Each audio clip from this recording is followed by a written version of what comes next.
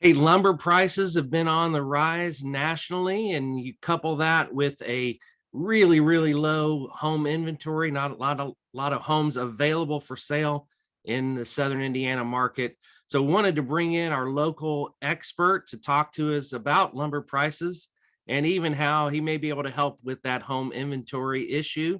So wanted to welcome Kent Whitton of Whitton Builders to the show. Kent, thanks for joining us. You're welcome. Thanks for having me. Hey, Kent, anybody that's paying attention has seen lumber prices rising, costs rising. What are you seeing for us locally and even for Witten Builders specifically? It's a constant battle we have right now. In bidding homes, it takes us a lot longer because the momentum is changing back and forth as far as the pricing of it. Normally, you see pricing in the 350 to 450 range as far as materials, a gauge mark that they use. We're currently at 1120.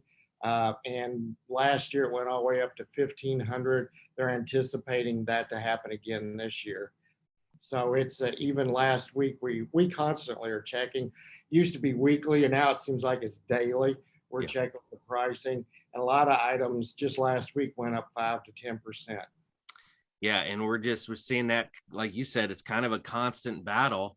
Whether you're trying to buy a yard of lumber or buy a doorknob or some windows or whatever it is, it seems like it's all on the rise. That's correct. Yeah, I mean, the last report of an item that I saw was glue.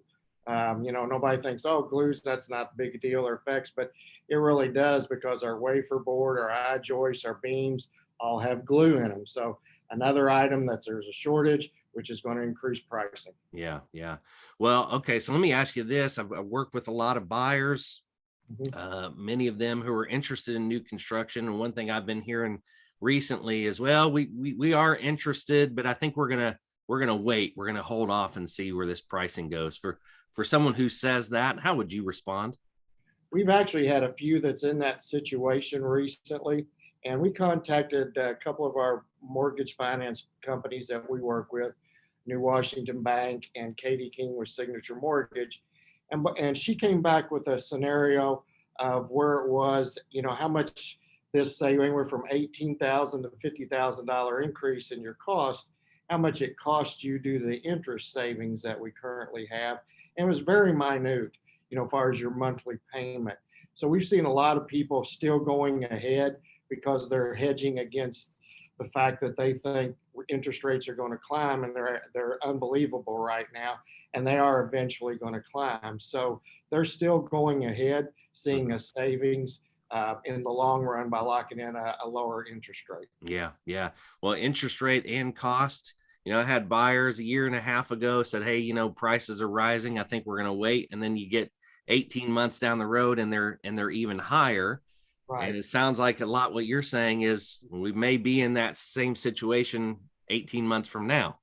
Correct. Yeah, and the ones that are really kicking themselves is that, let's say 3 to 6 months ago they were debating and they should have jumped Yeah. at that point in time and started because prices increased again as far as material costs, and you're starting to see a little tick of interest rates, and I think they'll go up some.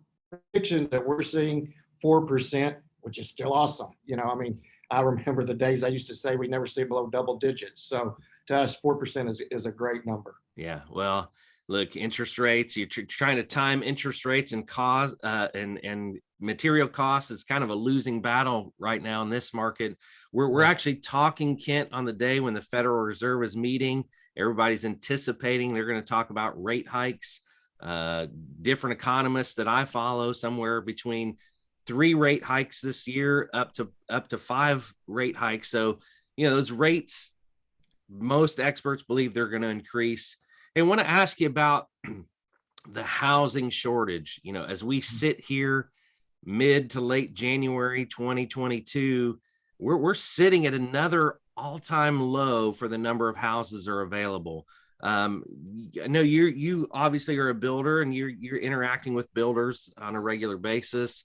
Do you think new construction is going to be able to come in and help fill some of that gap this year? That's the goal, and that's what we've seen actually probably the past 2 3 years is filling in that gap. I read where December, as far as existing home sales, was a very low month, and the reason was there was nothing for them to sell at that point. So the new construction has starting to really fill the gap. And around 2006 to 2008, you know, new construction dropped off. We've never caught back up to where we should have been. So we're behind the eight ball before we even get started. So it is, the demand is there. We're bidding jobs, 3 or 4 new ones come in each week that we're trying to turn out bids for custom homes. Seems like the larger market is still very strong. It's hard to do the starter market anymore as far as finding the property that you can develop that has utilities, get your infrastructure in cheap enough, and with material costs to keep it down. On a national level, we're seeing some companies are building new homes to rent, to kind of fill that void. So I don't think we've seen that in our area, with what else going on Highway 62 as far as, you know, new jobs right and left. We're just having a tough time even keeping up, let alone building something to rent.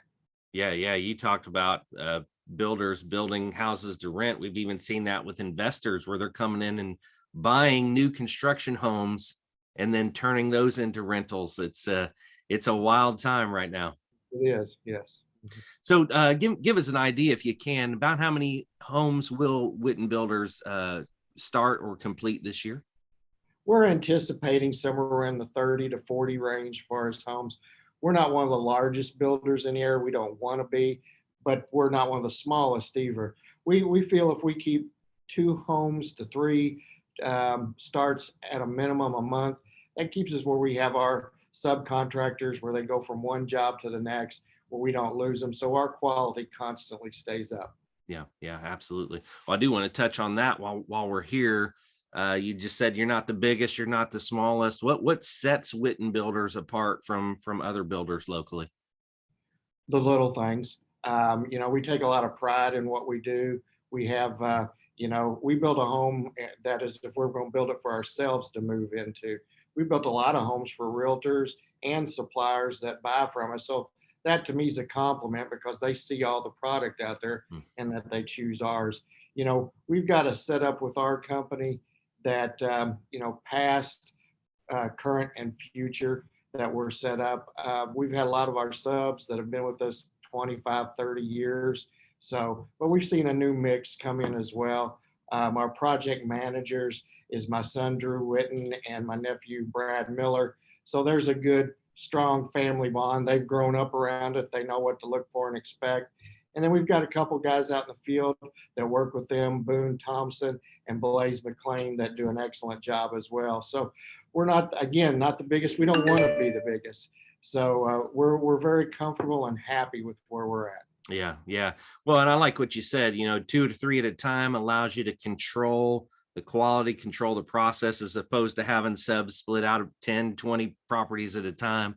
And look, if you can get a realtor to buy one of your properties, as picky as we can be, what a true testament to what you all are doing over there. And we're very proud of that fact. And we've got a good relationship with the Paxton Group, and Amanda Granger does an excellent job as far as coordinating a lot of our selections, working with our suppliers and our home buyers to keep them informed of the whole process. Communication is huge, and we stress that before, during, and after in the process. Yeah, absolutely, absolutely. Well, give us a sense of where are you building right now? What are your subdivisions that you're working in? We've got currently, we're building in Villages of Valley View, which is up by the Valley View Golf Course. We're building in Champions Point, and we've got 2 new developments that we currently have, Abbey Woods in Jeffersonville, and then a new section of Brookstone in Georgetown. So we're kind of as diversified as you can be in this business. So we've got different products and different price ranges for different people and different stages of their lives. Yeah, yeah. And I've been in all of those subdivisions. Great choice. And like you said, it's very diverse. So if you want to build, Whitten has probably got a good location for you. Kent, if someone wants to entertain building with Whitten, what's kind of that next step for them? And that we've got a lot of custom homes that are scattered out, Clark and Floyd County currently. So we do do that and fit their needs. The basic is to just one hardest thing in anything is just getting started. And with that in mind, finding where you want to be, finding a lot. Hopefully, it has all the utilities there, which makes it a whole lot easier. Then you go as far as your financing, price range that you want to be in, get qualified, pick out a plan, and then kind of list your wants and your needs and decide which ones you want or need right now and which ones can wait a little bit later. But we always stress to somebody too in the building process, don't skimp on something that every time you walk past that point in your home, say, man, I wish I had done that.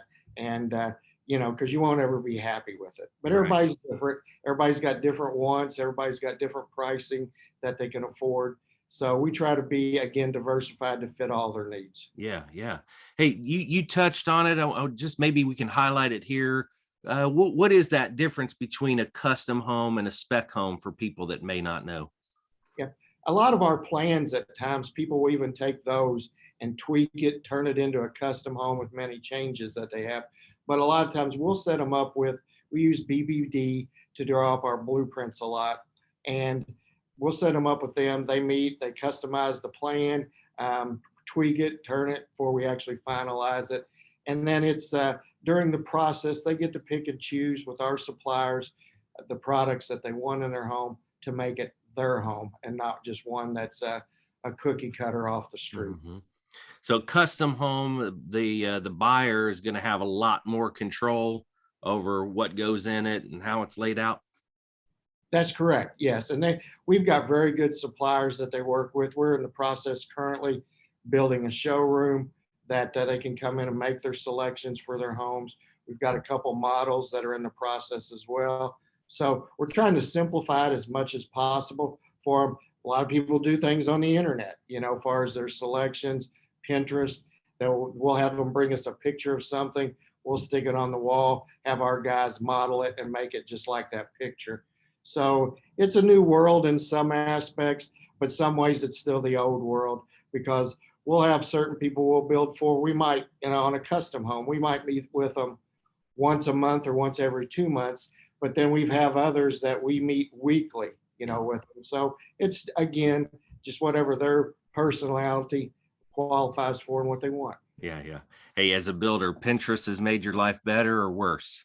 Actually, it's made, a lot of people think, oh my gosh, it's made it better because it takes the indecision out of it. So we'd much rather have somebody know what they want and us make it look like that versus me pulling something out of thin air. Yeah, yeah. And look, it's an amazing tool, a lot of creativity and people from all over the world putting their ideas on there, and your clients can go out and grab them and say, hey, I want it to look like this. Kent, it's been a wild and exciting time these last couple of years in real estate and in new construction. Any final thoughts for our listeners? You're correct. Very much so. It's an evolving target that is moving constantly that we're trying to hit. We're really enjoying it. There's no boredom whatsoever in it today, but we've been doing this for a long time, 40 years. Our transition is going for the future through my son, nephew, grandchildren. So Whitten Builders plans on being around for a long time in the building and developing side of it. We do small commercial as well. Very, very seldom anymore we get to do remodeling because we're just too busy in the new construction. But we try to fit all needs because we really look forward to getting up each day and doing what we do. Yeah.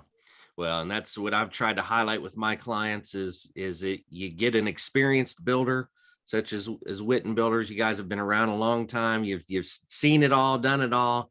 And the thing about Whitten is you guys have surrounded yourself with a great staff, great team. And so, in any new construction process, there's going to be some ups and downs, I assume. But if you've got experience and a great team, you guys can get them to the finish line in a great new home. Very good. Yeah. All right. He's Kent Whitten of Whitten Builders. We will post a link to your website in the show notes so people know how to get to you. Kent, appreciate you joining us today. Thank you very much. Look forward to the tomorrow and all the future coming. Thanks.